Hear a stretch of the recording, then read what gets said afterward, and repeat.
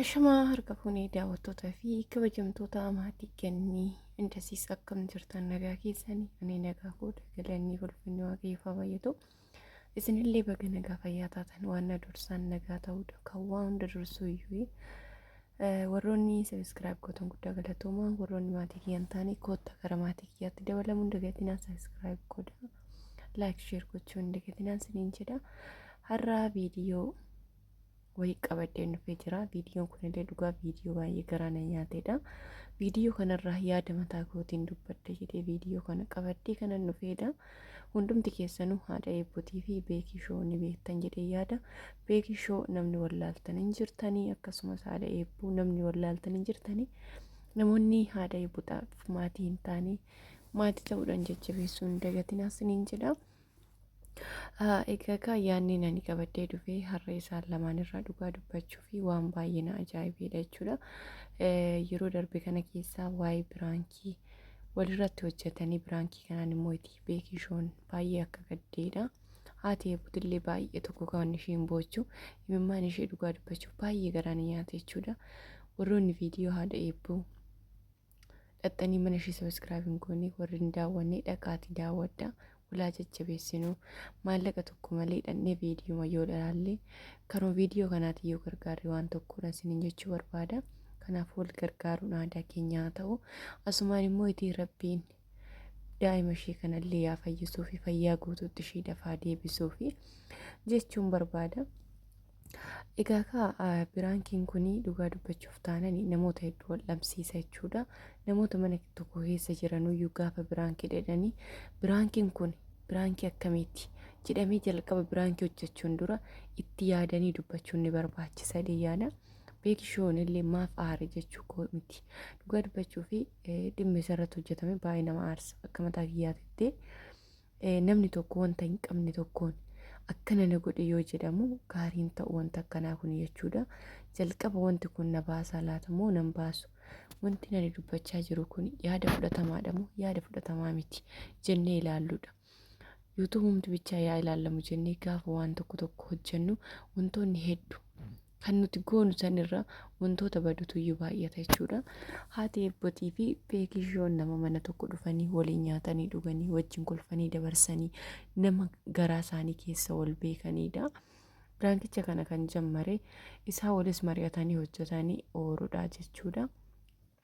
Dhugaa dubbachuu fi obboleettii ooronillee viidiyoo kana ni dhaggeeffatte yoo ta'e dhugaa dogongorteerta guddaa baay'ee dogongorteerta. Maaliif dhugaa fakkeessiteetidha kan boochee dubbatte. Ijoolleen hedduunis immoo karaa saanduqa koomentiitiin arrabsaa kan turanidha jechuudha. Gaariin ta'u dhugaa dubbachuu fi biraankii hojjechuun dura namni biraankiin irratti hojjetamu suni murteeffamuu qaba jechuudha. Namni kun aaramoo hin aaru laata? Namni kun yoon biraankii kana godhee hagam tokko maalummaa biraankii sanii keessatti gad xiyyeeffatee ilaala jechuun nu barbaachisa.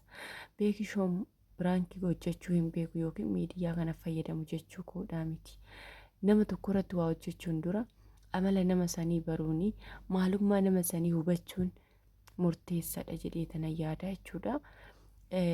Namni tokko gaafa walitti dhufee wajjin nyaatee dhugee wajjin kolfee taphatee gaafa mootii karaa miidiyaa kanaatiin akkana wal godhame jedhamu baay'ee nama gaddisiisaa jechuudha. Hundumti keessanuyyuu yaada inni barreesse koomentii inni barreessellee argitanii jirtanii dhugaan akka nama tokkootitti baay'een gaddee jechuudha. Wantummaan biraankiin jedhame kunuyyuu osoo haadhiifamuu osoo hin ta'in namni biraankii irratti hojjetamu osoo murteeffamee baay'ee dasneedha. An akka nam tokkootitti jechuudha. Akka wallaalummaa kan kootitti beekee osoo hin ta'in akka nam tokkootitti bakka haadha eebbuu yoon bu'ee ilaalu jechuudha. Dhugaa baay'ee booche garaa na nyaatte jechuudha. Maaliif ilmi namaa nan argadha na fayyadama jedheetidha kan waan tokko hojjetu jechuudha. Biyya keessa teessee intarneetii waayifaa fayyadamtee dhala kun guddifadhatteetidha karaa miidiyaa kanaatitti kan dhufteetu boochuu dhugaa baay'ee na gaddisiise jechuudha. Akka nam tokkootitti namni kamuyyuu hiree mataasaa jiraata, carraa mataasaa jiraata. Ganama duraa waan namaa kenname saniidha kan jiraatu malee isheen illee akkuma nam kamiituu nama zanaa jedhee hojjetattee jiraatudha. Garuuyyuu waa kamuyyuu kan namaaf kennu waaqaadha. Wanta waaqayyo namaaf kenne immoo galateeffatanii fudhatu jechuudha. Namni tokko gaafa qubni tokko osoo qubumti harka keenya kan cabu yookiin qubni kun faayidaan ala osoo ta'e murreen gan quba keenya sila ta'eef qaama keenya sila ta'eef ofirraa murree ton galnu jechuudha. Wanta waaqayyo namaaf kennes immoo isheenis dhala ishii kana isheen jaalatteeti miti waaqayyoodha kan kenneefi mucayyoo akkana jirtu kana rabbiin waaqayyoon isheedhaaf yaa fayyisu. Waaqni immoo waan hundaa danda'a sila ta'eefi kan waan hundaa gochuu danda'u isaadha. Waaqayyoon beekadha. Namni qormaan itti guddatu, namni fatanaan itti baay'atu murteen isaa gammachuudha. Waaqayyoon immoo gammachuu isheedhaaf kara boo'ichaa kana kara gammachuutti isheedhaaf haa jijjiiru jechuun barbaada. Dhugaa waan ishee ilaalu baay'ee tokko na gaddisiisa jechuudha. Maaliif namni tokko ofii jaalateetii miti kan waa godhatu rabbitu kenneefidha. Kan rabbi kenneef kana mootii dandeen guddifadha dalakoo guyyaa tokko keessa guyyaa tokko naaf fayyitteettiidha. Micoon tunni dhugaa guddoodha jabaattee jirti. Osoo nama fayyaa qabu taate hiriyoota ishii faana bakka barbaadde ooltee daa'ima galtuudha jechuudha. Akkuma hiriyoota ishii nama deemtee barattuudha. Sa'aatii kanatti daayipparii barbaachisa. Nyaannuyyuu aannan barbaachisa. Isa kanaaf jettee karaa miidiyaa kanaatitti as baati jechuudha. Hundumti keessanuu dhaqaati jajjabeessa. Ilmi namaa nan guddadee wantoota hedduu hojjeta. Garuuyyuu wantoota namni tokko osoo itti yaadin hojjetu tokko nam tokko immoo itti akka badoomatetti kan ilaalus jira jechuudha. Dhugaa dubbachuu fi biraankii hojjechuun duraayyuu mee hundumti keenya ofaa ilaallu. Maalan hojjedha laata? Namni kun hagam murteessa laata? Amala isaa hagaman beeka? Hagam naxxaara laata? Jennee gadi buunee yaa ilaallu jechuudha. Biraankii dhannee karaa miidiyaatti fiduu qofa osoo hin ta'in beekamtii qaba silaa karaa isaatiin chaanaal ilaalamuu danda'a jedhamee waan hin taane waan hin fakkaanne gochuun fayyadu dhugaa dubbachuuf taananii. Maaliif nuti guddina barbaanna hundumti keenya guddina barbaanna inni waan hin taane hojjechuun faayidaa hin qabu jechuudha. Jireenya keenya irratti miidhaa fida.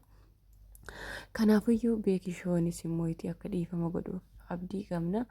Ani akka mataa kiyyaatitti baay'ee na gaddisiise jechuudha. Namni tokko yoo wal jaalatee walitti dhufee garaa amala walii beekee rakkina walirraa qooddatee yeroo gammachuu walitti dhufee gammachuu walirraa qooddatee yoo boodammoo karaa miidiyaa kanaatti waan hin taane irratti wal lolanii dhugaa baay'ee natti dhaga'ama jechuudha. An akka nam tokkootitti biraankii hojjechuun dura murteeffachuun nu barbaachisa. Asirratti nuufis barnoota guddaa ni ta'a jedhee tana yaada jechuudha. Maaliif namni tokko luma ka'ee biraankiidha gaafa jedhanii baay'ee nama gaddisiisaa. Isaaf immoo itti dhugaa fakkaata baay'ee aarsaa jechuun barbaada. Kanaafiyyuu biraankii hojjechuun dura waliif haa hubannu isiniin jedha. Warroonni maatii ishee hin taane deema maatii ishee ta'a jajjabeessaa bilees maallaqa walii kennuu osoo hin ta'in gaafa dandee viidiyoo ishee daawwannee fi kafaltiin kaffalamuun viiyuudha sila ta'ee fi akka ishee daa'ima kana guddifattuuf karaa miidiyaa kanaanis gargaaruun ni danda'ama isiniin jedha. Walirratti duuluu osoo hin ta'in wal gargaaru wal bira dhaabbachuun baay'ee gaariidha. Gaafa namni tokko miidhama isaasan fidanii akkana ta'e jechuurra yeruma jiran yoo wal gargaaran baay'ee gaariidha. Hundumtuyyuu carraa mataa isaa jiraata malee namni kamuyyuu hireen kiyya isa akkanaatan jiraadha jedheetii miti isiniin jechuu barbaada. Laayik sheer gochuun dagatina.